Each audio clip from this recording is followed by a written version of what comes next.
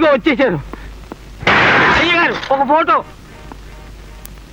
బాబు గారు ఓ flower vase, అయ్యగారు ఒక దీపం, బాబు గారు ఒక టెలిఫోన్, ఒక కుండి, పళ్ళెం. బాబు బాబు బాబు బాబు ఈ ఆటకి పొద్దు 3000 దాటిపోయింది బాబు. డాన్స్ గురించి నీ అభిప్రాయం ఏమిటి? చెప్పమంటావా? ఎక్స్పెక్ట్ చేసే నువ్వు ఈ మాట అడుగుతావని. అది ఒక కళ, అద్భుతమైన కళ, భారతీయ సంస్కృతికి ఓ పట్టు కొమ్మ. భారతీయ సంస్కృతి గురించి నీకు బాగా తెలుసా? చెప్పమంటావా? ఎవరైనా ఏదైనా అడిగేది చెప్పమనే, ఉత్తుత్తునే అడగరు. దానికంత అరుపెందుకు? అది నా నైజం. చెప్పు భారతీయ సంస్కృతి గురించి. ఏ జాతికైనప్పటికీ నిన్ని ఓ సంస్కృతి, ఓ చరిత్ర ఉంటాయి. ఆ విధంగానే మన భారత జాతికి కూడా ఓ ప్రత్యేకమైనటువంటి సంస్కృతి, ఓ చరిత్ర ఉన్నాయి. ఉదాహరణకి ఉత్తర భారతాన్ని తీసుకుంటే అక్కడంతా ఆర్య సంస్కృతి, ఆర్య చరిత్ర. అలాగే దక్షిణ భారతాన్ని తీసుకుంటే ఇక్కడంతా ద్రవిడ సంస్కృతి, ద్రవిడ చరిత్ర. సాంస్కృతిక చరిత్రలో కొన్ని వ్యత్యాసాలు ఉన్నప్పటికీ నిన్ని ఆచార వ్యవహారాలను, వ్యావహారిక సాంప్రదాయాలను ఏకత్వం కొట్టొచ్చినట్టుగా, బాధొచ్చినట్టుగా, తన్నొచ్చినట్టుగా కనబడుతూ ఉంటుంది. అది కాదు, ఇప్పుడు మనం అజంతా హరప్పాలకు కానీ, ఎల్లోరా రామప్పలకు కానీ వెళ్ళి అక్కడ శిల్ప సంపదని కుశాగ్ర బుద్ధితో ఆమూలాగ్రంగా పరిశీలిస్తే చాలు, ఇంకా ఆపేసేయి. ఇలా డొంక తిరుగుడుగా మాట్లాడే బదులు ఇందాక నీ బైక్ ఎక్కిన అమ్మాయి ఎవరు ఏమిటని సూటిగా అడగచ్చు కదా. అడగాను, నాకు అనవసరం. అడక్కపోయినా చెప్పడం నాకు అవసరం. ఆ అమ్మాయి పద్మ. పద్మ ఎవరు? నీకు తెలుసు? తెలీదు. తెలుసు. తెలీదు. ఇందాక బైక్ మీద చూసావు. చూసానా? ఎక్కడ? అబ్బా చంపక నాన్న. అల్లారా దారికి. రేయ్, నేను నీ అబ్బన్రా. నానెత్తిన ఎక్కాలని ప్రయత్నించకు. పట్టు, సోడా తాగుదాం. చీర్స్. ఆ పిల్ల తల్లిదండ్రులు ఎవరో తెలుసా నీకు? తెలీదు. పోనీ ఆ పిల్లకి నా గురించి చెప్పావా నువ్వు? మాట వరుసకు చెప్పానంతే. పద్మకి నీ పేరు తెలీదు, అసలు ఇంతవరకు నిన్ను చూడను కూడా లేదు. అయితే నా గురించి అస్సలు తెలియదన్నమాట. వద్దు, ఇప్పుడు నువ్వు వెంటనే వెళ్ళి పద్మకి నీ ఆటోబయోగ్రఫీ చెప్పకు. మొదటికే మోసం వస్తుంది. సరే, ఆ పిల్ల లక్ష్మీపతి కూతురని తెలుసా నీకు? నీకెలా తెలుసు? వాకపు చేశాను. లక్ష్మీపతి ఎలాంటి వాడో తెలుసా? పరమ దౌర్భాగ్యుడు. గోచి పెట్టుకుని ఐసు గడ్డ మీద 5 గంటలు కూర్చుంటే ₹10 ఇస్తానంటే నిస్సంకోచంగా ఆ పని చేస్తాడు. మన ఆస్తిని చూసి కళ్ళంటుకుని మొత్తం దోచుకోవడానికి వాడి కూతురు నీ మీదకి ఉసిగొలిపుంటాడు. నువ్వింకా ఆ పిల్ల గురించి మర్చిపో. పద్మ గురించి తేలిగ్గా మాట్లాడుకున్నా. మేమిద్దరం మనస్ఫూర్తిగా ప్రేమించుకున్నాం. నార్మల్గా ప్రేమట ప్రేమ, ప్రేమ పెంకుల. ప్రతి ప్రేమ వెనక ఓ స్వార్థం ఉంటుంది తెలుసా? ఇప్పుడు స్టేట్మెంట్లు ఇవ్వక నాన్న. ప్రేమలో త్యాగం ఉంటుంది, స్వార్థం కాదు. అడ్డమైన సినిమాలు చూసి నేర్చుకునేది ఇది. త్యాగం అట, త్యాగం. నువ్వు ఒక కోటీశ్వరుడి కొడుకు అని కాకుండా ఫుడ్కి లాటరీ కొట్టే ఒక బికారి సన్నాసిగాడి కొడుకు అయితే నీ ముఖం చుట్టానికి ఇష్టపడుతున్నా పద్మ? పద్మకి నేను కోటీశ్వరుడు కొడుకునని తెలియదు. ఇంతవరకు నేను చెప్పలేదు. ఇప్పుడు నువ్వు ఈ మాట అన్నావు కాబట్టి ఇక ముందు చెప్పను కూడా. కూర్చో, మనం కాముగా మాట్లాడుకుందాం. నువ్వు ఫలానా సత్యనారాయణ గారి అబ్బాయిని అని చెప్పకుండా కేవలం నీ గుణగణాలు, అందచందాలతో ఆ లక్ష్మీపతి గారిని నాకట్టుకుని ఆ పిల్లని చేసుకోగలన్న నమ్మకం నీకుందా? ఏ పందెం కాస్తున్నావా? తప్పకుండా చేసుకుంటాను. ఓకేరా, పందెమే కాస్తున్నాను. నీకు 3 నెలలు గడువిస్తున్నాను. డిసెంబర్ 31లోగా నువ్వు నా కొడుకుని అని చెప్పుకోకుండా ఏ కేర్ ఆఫ్ అడ్రస్ లేకుండా ఆ పిల్లని చేసుకుంటే నిన్ను కన్నవాడిగా 4 అక్షంతలు వేస్తాను.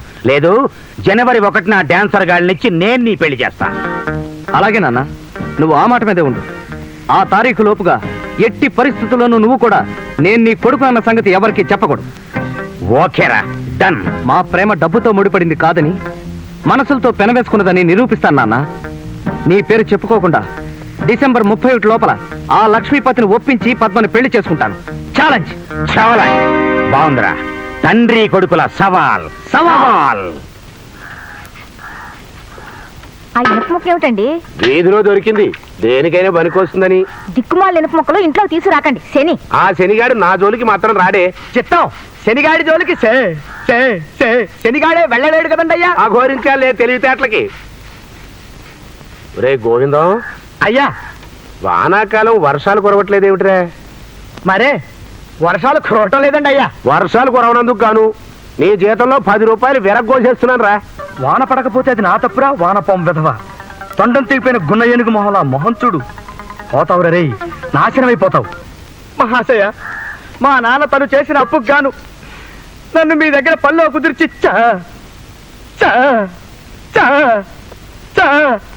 చచ్చాడు. పనిలో చేర్చుకున్నప్పుడు తమరు నెలకి 3,000 రూపాయలు జీతం ఇస్తానంటే మురిసిపోయాను. పాత బాకీలు వసూలు కానప్పుడు, పొలంలో పంట సరిగ్గా పండనప్పుడు, కొబ్బరికాయలు దిగుబడి తగ్గినప్పుడు, మీకు ఒంట్లో జబ్బు చేసినప్పుడు, మీకు జలుబు చేసినప్పుడు కొంత కొంత కోసుకుంటూ వచ్చి ప్రస్తుతం నాకు నెలకి 12 రూపాయల పావలా ఇస్తున్నారు. దాంతో ఏం తిన్ను మట్టి. ఇది తమకు న్యాయమా మహాశయ? సుందరం, ఎక్కడికి? బయటికి నాన్న. బయటికి. కొంపలో కూర్చొని చదువుకుని పాస్ అవుదామని లేదు. ఎంతసేపు గాలిపటల్లా బలాదూరు తిరగడమే.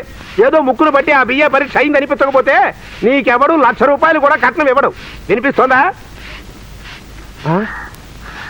వీడొకడు నా కడుపుని చెడబుట్టారు వెధవా. చిత్తం, బాబుగారు ప్రహ్లాదుడు టైప్ అండి అయ్యా. మరే అంటే నేను హిరణ్యకశిపుడు అయిపోయినా రూపాయి కోసేశాను. రూపాయి కోసేస్తారా? 12 రూపాయల పావలా జీతంలో ఇందాక 10 రూపాయలు కోసి ఇప్పుడు రూపాయి కోసేస్తే ఇంకా మిగిలేదంతా రూపాయి పావలా. నా శార్థం.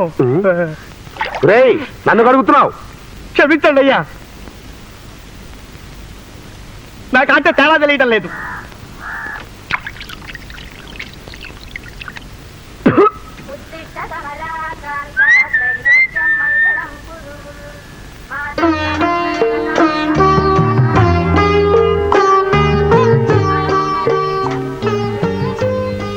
అన్నయ్య ఇంట్లోనే ఉన్నాడు. నేను చూడకుండా ఉండలేకపోయాను సీత. ఒక్కసారి నీ దర్శనం చేసుకుని వెడదామని. ఓ గంటకి చెరువు దగ్గరకు వస్తాను, అక్కడికి రండి మాట్లాడుకుందాం. ఎవరిది? ఓ, మీరు ఇంట్లోనే ఉన్నారా? మీ గురించి అడుగుతున్నానండి. రండి రండి, లోపలికి రండి. కూర్చోండి. పిల్లలు లోపలికి వచ్చి చదువుకోండి అమ్మా. కూర్చోండి. పక్క వాటాలోకి ఎవరో వచ్చినట్లేరు. అదే ఆ మాట చెబుదామనే వచ్చాను. పల్లెటూళ్ళు అంత త్వరగా అద్దెకెవరు వస్తారండి? ప్రస్తుతానికి ఆ వాట కూడా మీరే వాడుకోండి, ఖాళీగానే ఉంది కదా. ఎందుకులేండి, మీ నాన్నగారికి తెలిస్తే తిట్టిపోస్తారు. పర్వాలేదు, మీ సామాన్లు పెట్టుకోండి. బాగుంది బాబు, భేషుగ్గా ఉంది. ఇక్కడ మీరు విష్ణుమూర్తిలో వరాలు ఇచ్చేయండి. అక్కడ మీ నాన్నగారు రేపట్లోపు ఈ వాటా ఎవరికైనా అద్దెకిచ్చి అడ్వాన్స్ తీసుకోకపోతే జీతంలో నుంచి చివరి రూపాయి కూడా కోసేస్తానని మహాప్రేమతో తాకీదిచ్చారు. ఆ రూపాయి కూడా పోతే ఇంకా నాకు నెలకి మిగిలేది పావల. పకోడీలు కొడుకు మింగాలి. వెతకండి, ఇల్లు కావాల్సిన వాళ్ళు దొరక్కపోరు. ఇల్లు బాబు, ఇల్లు ఎవరికండి బాబు? ఇల్లు ఇల్లు ఇల్లు కావాలండి బాబు. ఇల్లు తాజా ఇల్లు, అందమైన ఇల్లు బాబు. ఎవరికండి బాబు? ఇల్లు ఇల్లు కావాలండి బాబు. ఇల్లు ఇల్లు తాజా ఇల్లు బాబు. ఆ తాజా ఇల్లు బాబు, అందమైన ఇల్లండి బాబు. అందమైన ఈ ఇల్లు. ఇదేం ఊరయ్యా బాబు, పళ్ళమ్మినట్టుగా ఇళ్ళు అమ్ముతారా ఈ ఊళ్ళో? అమ్మకానికి కాదు బాబు, అద్దెకి. మీరు ఊరికి కొత్తగా వచ్చినట్టున్నారు. మీరు మా ఇంట్లోనే తప్పకుండా దిగి తీరాలి.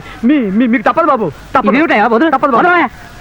బాబు బాబు బాబు, ఇదెక్కడ దౌర్జన్యం అయ్యా? నాకు కావాల్సిన అందమైన ఇల్లు వెతుక్కుని మరీ దిగుతాను. నన్ను వదిలి బాబు. 24 గంటల్లో ఆ ఇంట్లో ఎవరినైనా అదికి దిచ్చకపోతే నా జీతంలో రూపాయి కోసేస్తానని వార్నింగ్ ఇచ్చాడు మా ఓనరు. మీరు మా ఇంట్లోనే దిగి నా రూపాయి జీతం నిలబెట్టండి మహాశయ. బాబు బాబు బాబు, ఇదెక్కడ కూడా బాబు బాబు ప్లీజ్ మా ఇంట్లో దిగండి బాబు. బాబు ఎవరైనా బాబు బాగోదు. ఇదిగా లే చెప్తాం, లే. చూడు బాబు, నేను ఆలోచించి ఓ డెసిషన్కి వస్తాను. ఈ లోపు నువ్వు కళ్ళు మూసుకుని 1 నుంచి 100 దాకా లెక్క పెట్టగలవా? మీరు మా ఇంట్లో దిగుతానంటే 100 కర్మ బాబు. 1000 అయినా సరే చిటికలో లెక్క పెట్టేస్తాను. కళ్ళు మూసుకో, లెక్క పెట్టు. 1 శభాష్. 2 3 అలా 4 కరెక్ట్. 5 6 7 13 14 15 16 17 18 19. ఎవరైనా బస్ స్టాండ్ నుంచి జపం చేస్తున్నాడే, ఇంటికి వెళ్ళి చేసుకో.